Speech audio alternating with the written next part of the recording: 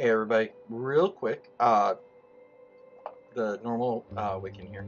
Alright, so we're going to cover something actually really important. This is one of the foundations that you're going to use to do most of the things with your tools, with your gems, with your candles, is cleansing and charging. There's a few different ways to do that. We're going to actually go ahead and cover that today with the help of my beautiful wife.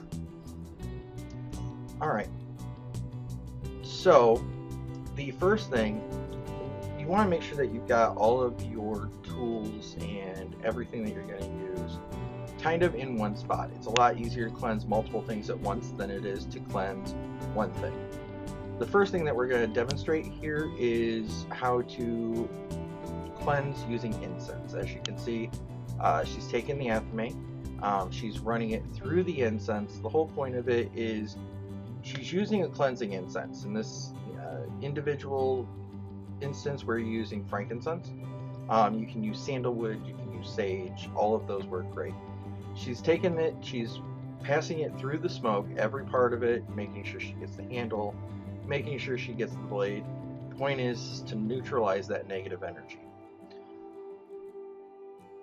Alright, so she's done cleansing that. The next thing that she is going to do is she's going to go ahead and use salt water. Now, the problem with salt water is you don't want to use salt water on anything metal unless you wipe it off really, really well, because salt water is very corrosive. But for things like gems, things like, wooden tools technically work pretty well. Okay, as you can see, she's taking the salt water, she's sprinkling it on there. A lot of people, some people put it on there, rub it on their hands and use it. Some people sprinkle it on there. The point is to make sure that you're getting the salt water on as much of the tool as possible.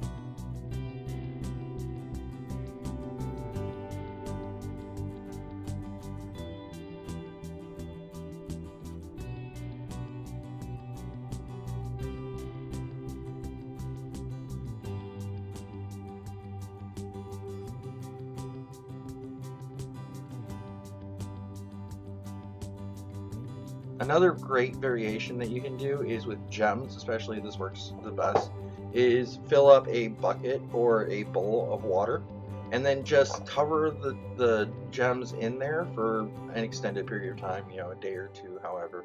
That's another way that you can cleanse that works really, really good. That especially works with gems that you're using during different ceremonies, if you're using a gem to cleanse or heal. So for instance, if you're using a gem to absorb negative energy like jet or obsidian, it works really, really good. You go ahead and drop it in some salt, and it's a great way to cleanse the gem. If it's not something you want back, you can always just go ahead and bury it, like say in the backyard, throw it into a creek. Moving water works great as well. Okay, so the next thing that we're going to do is talk about smudging. Smudging is basically the same thing that we do to ourselves. A lot of pagans will do this when it comes to right before a ritual. They'll go ahead and smudge themselves, smudge their clothes to go ahead and cleanse it. Most pagans have been smudged. It's you take a sage stick, a sage bundle, and you light it. Sage doesn't burn very well, so pretty much the same thing as incense, except you're actually blowing it onto the item, as you'll see here.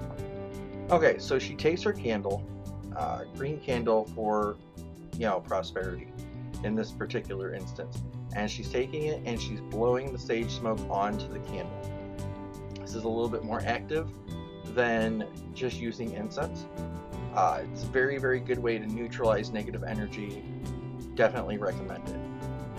And as you can see, she's holding the candle, blowing the sage directly onto it, making sure she gets all parts of the candle really well, kind of turning the candle, getting the underside of the candle. Once again, the whole point is to make sure that you're getting all of the negative, the entire surface of the candle, so you get all the negative energy that may be stored in the candle after.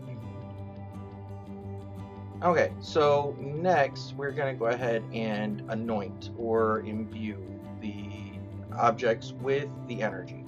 So as you can see, she's taking a little bit of the candle, or a little bit of the oil, essential oil, and she's gonna rub it in between her fingers. This is a really good way to do it. Remember, we look at magic as energy. Energy may not be stored in wax very well, so if you use some type of oil, it's a really good way to store your energy into the oil, put it on the candle, and by putting it on the candle, it'll absorb into the candle. Raymond Bookland recommends that when you're anointing candles, you start from the middle and work your way up. So as you can see, what she did was she actually started in the middle, worked her way down to the bottom, and started from the middle and worked her way up to the top. Now she's taken that oil, and instead of just using the tips of her fingers, she's rubbing it all over her hands. And the reason why she's doing this is she's going to go ahead and cleanse her crystal ball. And by doing so, she's just holding the crystal ball in her hands and pushing energy out through her arms, through her fingers, into the ball. All right. And as you can see, this is not necessarily a quick thing. You want to take your time doing this. Make sure you imbue the object with as much energy as you can. Last thing that we're going to demonstrate here is how to imbue a athame. Now, the athame is not so much like other things. Athame is actually used for directing energy. So she's just going to go ahead and hold the handle, direct her energy through the athame, imbue her energy into the athame, so it attunes itself with herself. Again, another thing is making sure there is no stray energy into it. Someone actually picks up your athame, oh look, what is this? Or just it being out and about, and just the energies of the room can contaminate your ritual tools. All right, so there are also more ways to do this. Cleansing is a big one. Wiccans have been learning how to cleanse different objects for centuries.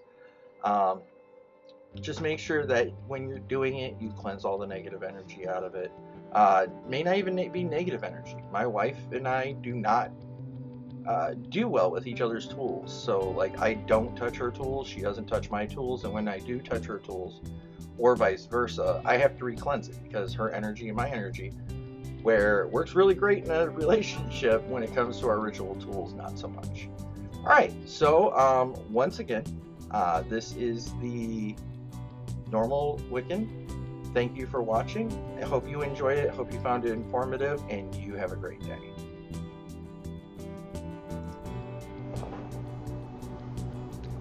Hey everybody, thanks for watching the video. Don't forget, if you liked the video, like and subscribe.